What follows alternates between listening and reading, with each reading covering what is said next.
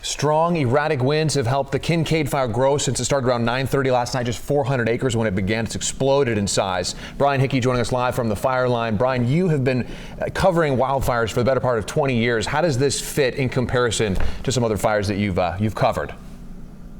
Well, certainly the wind was the story about this fire overnight. Wow, that's what an image that you just showed us, Brian. We lost it there for a second, but we got it back at the very end. So we're hearing the story of just how strong these winds are and why it's making it such a problematic effort to put out the flames. Live pictures here from KGO, one of our partners in the Bay Area. This is the wide picture. Of course, Brian was down below right there in wine country, but as you can see, look at all that smoke because this is 10,000 acres, zero containment because it's such a difficult firefight to actually battle, and that is because those embers, as Brian was mentioning, are floating all over the place in an erratic fashion because of the winds, starting little mini fires all over the place in wine country. All these windy roads that are difficult to get to. You can see off there in about the middle of your screen, looks like some firefighting personnel that are out there. They're trying to get to one of these areas, but again, just a really difficult time for firefighters. About 300 plus firefighters are on the ground right now. As we mentioned, in just a few hours, maybe about 5 hours, it grew so quickly.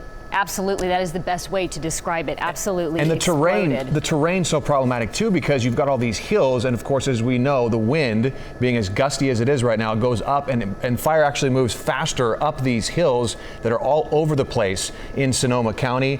Again, I don't know if we've mentioned this in the last half hour, but mandatory evacuations. If you live in Geyserville, they're telling everybody in this area just to get out right now because they don't know what this firefight is actually going to do. On this day 5 years ago, a convicted drug dealer living in the U.S. illegally went on a day-long crime spree that started in Sacramento County. By the end, 2 local law enforcement officers had been murdered. So the first person to be killed by later convicted cop killer Luis Bracamontes were these 2 men. Sacramento County Sheriff's Deputy Danny Oliver on your left.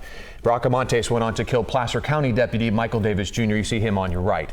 Deputy Danny Oliver's partner, Detective Scott Brown, you haven't seen him before. He survived that first shooting with Bracamontes, and for the first time ever talking with the media, Scott sat down with us to share the pain of losing his good friend and his partner he considered a mentor, and how he's still dealing with the guilt of being the one who survived. I blame myself not only for Danny because I was his partner, I was supposed to protect him. I blame myself for Anthony Holmes that got shot in the face. I blame myself for Michael Davis because I felt like I should have stopped him in Sacramento before he got out of that parking lot. If Danny could get a message from you in this life, what would you like to say to Danny? I mean, I think deep in my heart, I'd still probably, if I saw him right now, I'd probably apologize for not protecting him like a good partner.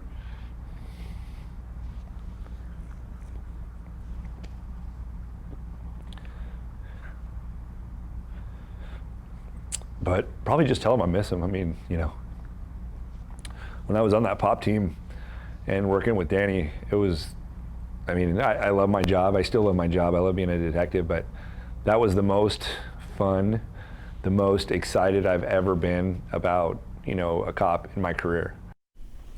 Brown, for the record, did do his best to protect his partner and got in a firefight with Bracamontes. He'll share more of that with us coming up later tonight. He stayed with the department all these years. He's been promoted. He says he's been able to channel all that guilt and pain, trauma of surviving into positive change for himself, his family, his boys at home, as well as the greater law enforcement community. He believes he's got a testimony to share. And tonight at 6:30 again, we will take a deeper look at how this crime spree by Bracamontes unfolded through, again, the experience of Scott Brown. Now, one of the ways that Detective Scott Brown is giving back is through the Danny Oliver Foundation. The nonprofit is holding an End of Watch memorial ceremony today at 10 a.m.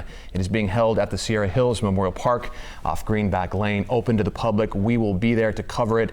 And in light of what happened yesterday with El Dorado County Deputy Brian Ishmael, this takes on even more meaning today. I got off the phone with Scott Brown yesterday after that shooting, and he said it doesn't matter how many years go by after one of these shootings, it is always painful. And for an entire community. For an entire community, law enforcement community especially, and learning to live with that and be able to carry on with your job, carry on as a husband and a father, that's the testimony that Scott Brown brings on such a terrible time for the law enforcement community and really just the whole area. And he's using his experience to help others. I know you delve into a lot more of that. It's heart-wrenching, though, to hear his raw emotions. Looking forward to that. That is tonight. tonight at 6:30. We're going to share his story, and it's a powerful one. It's a story of triumph over tragedy, really. So I hope everybody can definitely see that and be impacted the way I was. All right, Ty, thank you. Have you heard from any residents in the area or workers on these vineyards? We haven't heard from anybody that's actually living in this area yet. We've heard a lot from fire officials. Have you run across anybody that's been evacuated? No, we went right past the evacuation areas this morning. Brian, I know it's been a long morning for you. Thanks so much for the great coverage. We'll check back in later today. Make it back safe, okay? And take a look at this video of a structure fire burn. This is from around 6:30 this morning. Firefighters, again, this is what we're going to be talking about for the next coming days. Windy conditions fueling the flames of the Kincade Fire. The winds played a big factor in pushing this fire as explosive as it's been. All because of those flames. I'm sorry, the winds. Right. So strong. Yeah, fanning those flames. Starting off, but they're starting to calm down. Tamara, could this be it? Folks of Geyserville just told to get out. We'll continue to follow this breaking news on the KCRA 3 News coming up at noon. The latest numbers as firefighters are trying to contain this fast-moving flame, all driven by the wind. Here is meteorologist Tamara Berg with an overall picture. Could trigger some more north winds. That's exactly what we don't need, but that's what you're going to be keeping an eye on. Yes. Thank you, Tamara. Appreciate it. Thanks so much for joining us. We'll see you tomorrow. To our wildfire coverage now, we're a new strategy in the fight against wildfires in California with a prevention first mindset. To help put that plan into action, CAL FIRE has trained a special group of wildland firefighters, and this team trading in their guns for chainsaws. Cutting to the root of the problem now to prevent devastation later. As one saws, the other pulls. Then it's on to the next spot. Gear and water on their backs. The team marches through a forested area just outside the city of Colfax on this 100-degree day. Hazards all along the way. And those hills, upwards of 40% grades. One after the other, the methodical removal of small diameter trees and underbrush along these ridgetops and roadsides. All the debris chipped and spread along these paths. The work is grueling, but has a clear mission. Stop fires before they happen. They may be dressed in CAL FIRE yellow, but these are not your typical wildland firefighters. Ryan Cornicoli and Leilua Limbo are soldiers with the Army National Guard, specially trained for wildfire prevention as part of a 20-soldier unit called the Auburn Acorns.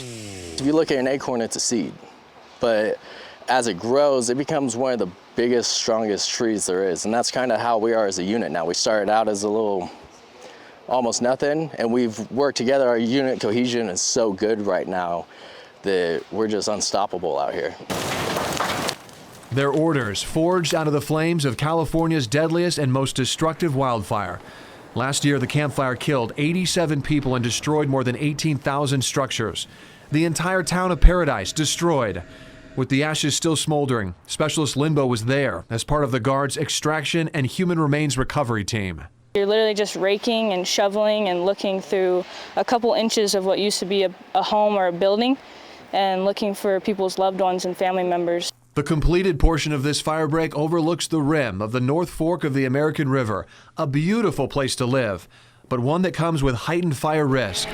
As part of the governor's emergency proclamation earlier this year, 850 acres near Auburn were specifically chosen for its history of big wildfires and the number of homes and other infrastructure at risk.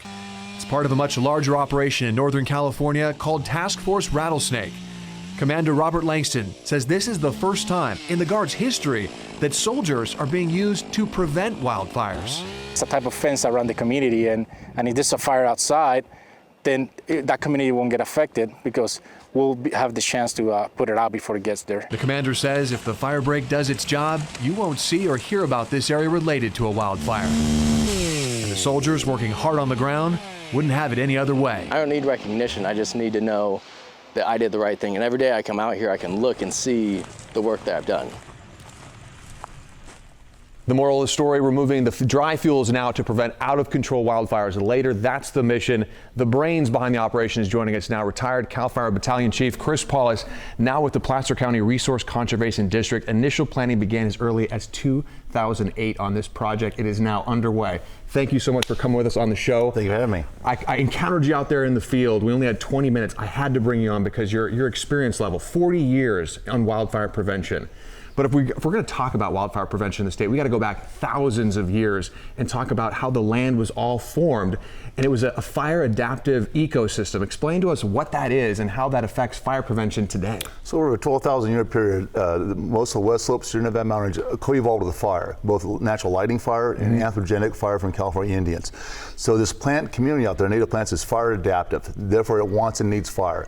Since the forest removal and genocide of the indigenous people, along with fire control efforts, we now have a massive fuel accumulation out there. Okay, and taking us back to Colfax specifically, and 850 acres out there. You're from Colfax, by the way, so you're protecting your family and your friends that you grew up with. Yes, sir. It was chosen because of the history of big wildfires out there. We're watching video right now of the Stevens Fire as well as the Robbers Fire, big one. Since 2001, every 4 years, a big wildfire out there.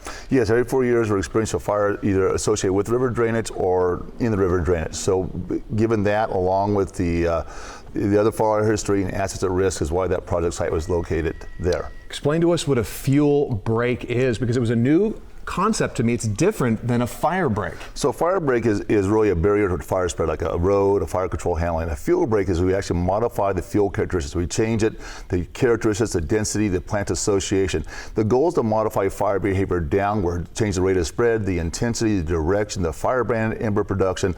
And that allows firefighters to attack that fire within that fuel break using less firefighting assets.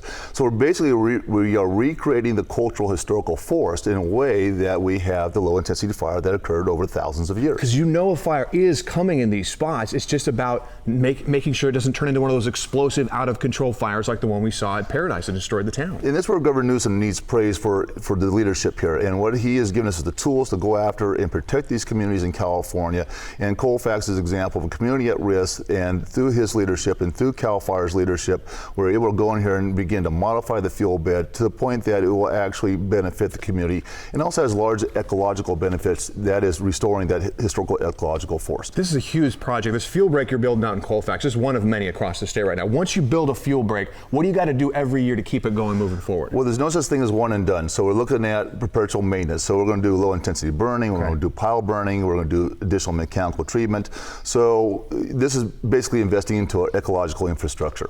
Fantastic. Well, we could spend 30 minutes, 30 hours with you learning so much. It's fascinating stuff. Thank you for the great work you're doing out in Colfax to protect everybody out there. Right. We'll have you back on the show soon. Thank you so much, Chris Thank you. Paulus. And be sure to join us for KCRA 3's special report, California's Season of Fire. It's a special show we're put together. We're looking at the threat facing the state as we enter the height of wildfire season. It airs Thursday night at 6:30 over on KCRA 3.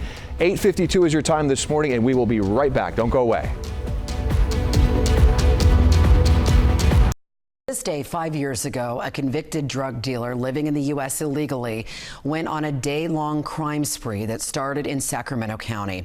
The crimes included the murder of 2 local law enforcement officers. And now for the first time, the Sacramento County Sheriff's detective who lived through the first gun battle with Luis Bracamontes sat down with us in an exclusive interview. KCRA 3's Ty Steele explains how he survived and how losing his partner, Deputy Danny Oliver, changed this man's life forever. This is from a golf tournament. That's Danny and I at a golf tournament that we went to. A single frame of video printed out and hanging on the wall brings up so many memories for Sacramento County Sheriff's Detective Scott Brown. If somebody comes in here just to talk to me and they, hey, what's that? I can tell him his story. A story that begins where good friends, Brown and Deputy Danny Oliver, often started their day at the county jail. The two have gotten even closer over the 6 months since becoming partners on a specialized crime-fighting team.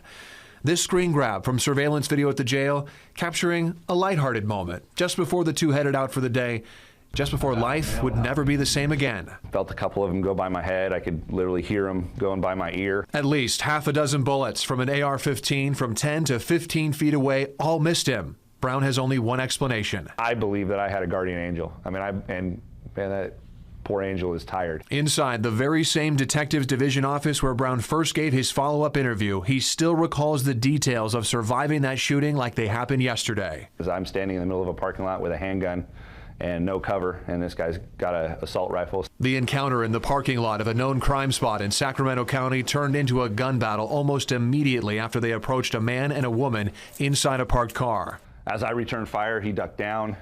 I knew about where he should be in the car, and so I fed some rounds through the back window. As more shots were fired, Brown says he found cover behind nearby cars and called for backup. As he was making his way back to the suspect's car, he heard one more shot, saw the car take off, and then found his partner. I mean, as soon as I saw him, you know, I'd been around long enough at that point. I mean, I knew it was really bad, and when I got closer, I knew he was gone. The Motel 6 off Arden Way quickly became a crime scene as the news that Sacramento County Sheriff's Deputy Danny Oliver had been shot and killed. The suspects had escaped down I-80 in a carjacked vehicle. A massive manhunt eventually led to Auburn, where 2 Placer County Sheriff's deputies were shot, again by the same suspect with an AR-15 after they approached his parked vehicle off the side of the road.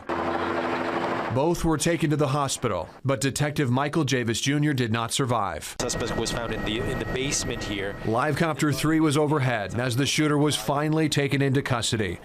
This was the public's first look at the face of the later convicted cop killer Luis Bracamontes as he was wheeled into the hospital. Just 3 months after Danny Oliver was laid to rest, Scott Brown went back to work. A lot of this. I mean, there's not a day goes by that I don't think about that day or Danny. He admits he had been traumatized by losing his partner in such a violent way and was an emotional wreck. What if I did this? What if I did that? What if I did this and that and the other thing? There was a million of them. And is still, to this day, dealing with the guilt of being the one who survived. I mean, I blame myself not only for Danny because I was his partner, I was supposed to protect him. I blame myself for Anthony Holmes that got shot in the face. I blame myself for Michael Davis because I felt like I should have stopped him in Sacramento before he got out of that parking lot. What would you like to say to Danny?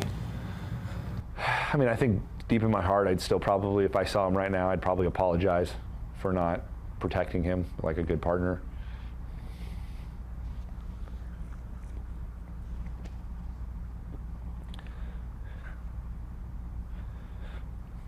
But probably just tell him I miss him. I mean, you know, when I was on that pop team and working with Danny, it was, I mean, I love my job. I still love my job. I love being a detective, but that was the most fun, the most excited I've ever been about, you know, a cop in my career. It took a lot of counseling, prayer, and support from family and friends, but Brown doesn't blame himself anymore for the actions of that cold-blooded killer. The penalty shall be death. He's an evil human being, and that was just, I kind of expected it, and so it wasn't necessarily a shock. Brown says getting through that trial was grueling, but he was glad to be there to witness justice being served. About 20 minutes before Danny was killed, that's him and I in the jail. Back at his office, Brown has built what he calls his Danny Shrine. He says he'll never know the reason why he survived, but Danny did not. But he's found a new perspective to keep doing the work as he honors the legacy of a partner and mentor he respected so much. But I do know that I'm still here for a reason, and I clung to that. And I believe that that reason is to help other people. That's Ty Steele reporting. And late this morning, family, friends, law enforcement, and the community all came together to remember with this wreath ceremony. Deputy Oliver's daughter says they still feel pain and grief. Kind of what I describe it as is waves hitting. In the beginning, it was a lot more constantly. The waves were hitting. The waves of grief were constant. They were daily. While it doesn't ever completely fade, those waves do still hit occasionally. Something might trigger it. The big milestones hit, like I got married, I graduated college, and my dad wasn't there for those moments. So those are the moments where we're triggered again. And that the loss of him not being here is really felt. And our thoughts certainly with that family still to this day. Danny Oliver's killer, by the way, was sentenced to death, but all death penalty sentences are on hold because Governor Gavin Newsom issued a moratorium on the death penalty.